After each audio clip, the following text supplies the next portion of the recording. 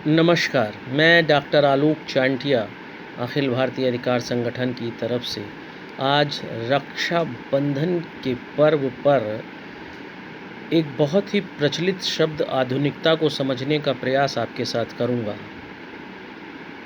आप सभी जानते हैं कि मानव द्वारा संस्कृति बनाई गई, संस्कृति के बाद जब भौतिक संस्कृति का विस्तार हुआ और ख़ास तौर से जब लिखने की क्षमता मनुष्य में प्राप्त हो गई, लिपि का निर्माण हुआ, तो सभ्यता का वह पहला आधार माना जाता है। लेकिन जब मनुष्य ने तकनीकी ज्ञान के विस्तार में औद्योगिकीकरण को विस्तार दिया और पूंजीवादी व्यवस्था आई, तो ऐसा माना जाता है कि परंपरा को छोड़कर पूंजीवादी व्यवस्था के कारण जो विस्तार हुआ उसे ही आधुनिकता कहा जाता है। आधुनिकताएं की बहुत सी परिभाषाएं दी गई हैं, लेकिन आज मैं भारत के संदर्भ में आपके साथ यह समझना चाहता हूं या समझाना चाहता हूं कि क्या परंपरा को छोड़ देना ही आधुनिकता था, या परंपरा का आधुनिकता के साथ सामंजस्य आधुनिकता को ज़्यादा अच्छे ढंग से परिभाषित करता है। क्योंकि रक्षाबंधन का त्यौहार है। रक्षाबंधन के त्यौहार में यह परंपरा रही थी कि जब सावन का महीना लगता था तो बहनें जो विवाहित थीं, अविवाहित थीं, वह अपने भाइयों के लिए सूत का निर्माण करके, रुई से सूत के धागों का निर्माण करके उसने रंगती थीं, उसके लिए अच्छे से गाने गाती थीं और उस एक महीने में वह उस धागे का निर्माण करती थीं। चूँकि उसके पीछे उनका मनोवैज्ञानिक रूप से उनकी भावना, उनका स्नेह उस धागे के साथ जुड़ा होता था, इसलिए उस धागे का एक महत्व होता था, जिसे रक्षाबंधन के दिन, अंतिम जो श्रावण मास का अंतिम दिन है, उस दिन और रक्षाबंधन के दिन उसको बांधते थे। सबसे पहली बार रक्षाबंधन का जो प्रमाण है वह भविष्य पुराण में मिला है, जब देवासुर संग्राम चल रहा है और इंद्र देव की पत्नी शुचि ने यज्ञ करके अपने पति की सुरक्षा संरक्षा के लिए धागा बांधा था। लेकिन आज सबसे बड़ा मुद्दा जो मैं आपसे डिस्कस करने जा रहा हूँ वह यह है कि परंपरा में जो धागा बुनती थीं या बटती थीं महिलाएं या लड़कियां, वो अब नहीं बटा जाता है, क्योंकि पूंजीवादी व्यवस्था में और विस्तार में, बाजारीकरण के दौर में अब राखियां बाज़ारों में उपलब्ध हैं। अब किसी भी महिला को ज़्यादा समय नहीं देना है, सिर्फ कुछ मिनटों में वह अपनी मनचाही राखी ला सकती है।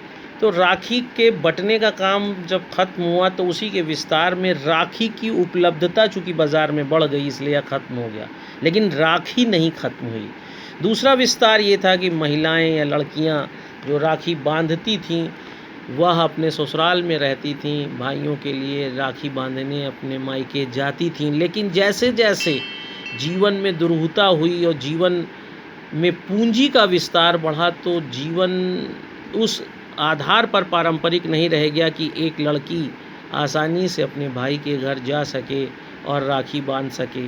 ऐसी स्थिति में प्रतीकात्मक रूप से राखी के त्यौहार को आधुनिकता की एक सबसे बड़ी इकाई डाक व्यवस्था ने पूरा किया और बहन की जगह पर डाकिये के द्वारा वह राखी लोगों के घरों तक पहुंचाई जाने लगी। इस तरह से राखी का भाई के घर पहुंचना भी जारी रहा, लेकिन बहन नहीं ज़्यादातर स्थितियों में जा पाई। तीसरी व्यवस्था जो थी वह आधुनिकता और तकनीकी ज्ञान के क्षेत्र में फ़ोन का विस्तार था। संप्रेषण के वह तरीके थे जिसके आधार पर व्यक्ति के हाथों में अब स्मार्टफोन आ गया और स्मार्टफोन में वीडियो चैटिंग के द्वारा राखी के दिन जब बहन द्वारा डाक विभाग से राखी भेजी जाती, तो चैटिंग के माध्यम से बहनें अपने भाइयों से वार्ता करती हैं, भाई उनसे वार्ता करते हैं, बहन अपनी भेजी गई राखी को बंधते देखती है, भाई को मीठा खाते देखती है, भाई भी प्रतीकात्मक रूप से अपनी बहन को शुभकामना देता है, उपहार भेजता है उसी माध्यम से जिस माध्यम से बहन ने राखी भेजी थी। कहने का तात्पर्य यह है कि राखी के संपूर्ण विस्तार में कोई भी ऐसा तथ्य नहीं था जो बदल गया हो। ऐसी स्थिति में सिर्फ यदि कोई बदला तो व्यक्ति वास्तविक रूप में वहाँ पर नहीं उपलब्ध हो रहा जहाँ पर वह परंपरा में होता था। यह एक परिवर्तन आया जिसने इस बात को रखा कि परंपरा के परिवर्तन से आधुनिकता को परिभाषित करने के बजाय आधुनिकता परंपरा के साथ सामंजस्य स्थापित करती है, या परंपरा आधुनिकता के साथ सामंजस्य स्थापित करके पूंजीवाद का लाभ उठाकर अपनी परंपराओं को बनाए रखती है। इसलिए हम आप सभी यह बड़ी आसानी से समझ सकते हैं कि परंपराओं को छोड़ने को आधुनिकता नहीं कहा जा सकता, बल्कि परंपराओं का तकनीकी ज्ञान के सहारे अपने को स्थापित रखना और अपने अर्थों को परिभाषित करते हुए एक परिवर्तित स्थिति में ले जाना आधुनिकता कहलाया। नातेदारी के मूल और अमूर्त स्वरूप में जो परिवर्तन आया, उसमें जो भूमिका वास्तविक अर्थ में थी, उसमें पूंजीवादी व्यवस्था के कारण आया परिवर्तन मानवशास्त्रीय दृष्टिकोण से आधुनिकता है। क्योंकि नातेदारी के रूप में भाई बहन प्राथमिक नातेदार के रूप में मौजूद होते हैं, लेकिन उनका आमना सामना वास्तविक रूप में अपनी भूमिका में नहीं होता है, बल्कि उसकी जगह पर डाकिया और फ़ोन उन भूमिकाओं को निभाते हैं। ऐसी स्थिति में नातेदारी का परिवर्तन होना पूंजीवादी व्यवस्था के कारण आधुनिकता कहलाता है, और निश्चित रूप से इस मानवशास्त्रीय दृष्टिकोण से भी आधुनिकता को समझा जाना चाहिए, क्योंकि रक्षाबंधन एक ऐसा त्यौहार है जो आधुनिकता और परंपरा को एक साथ समझने का आधार प्रस्तुत करता है।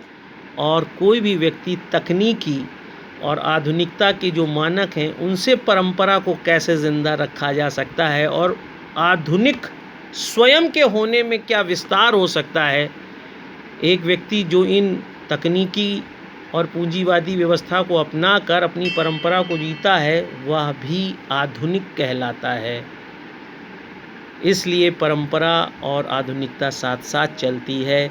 नातेदारी में पूंजी व्यवस्था के कारण आया परिवर्तन, उसकी भूमिका में परिवर्तन आधुनिकता कहलाती है। यदि आपको यह बात समझ में आती है तो इसे दूर तक ले जाइए, ताकि लोगों के दृष्टिकोण में आधुनिकता को समझने में आसानी रहे। यही रक्षाबंधन का मेन उद्देश्य है अखिल भारतीय अधिकार संगठन का। नमस्कार, शुभकामना।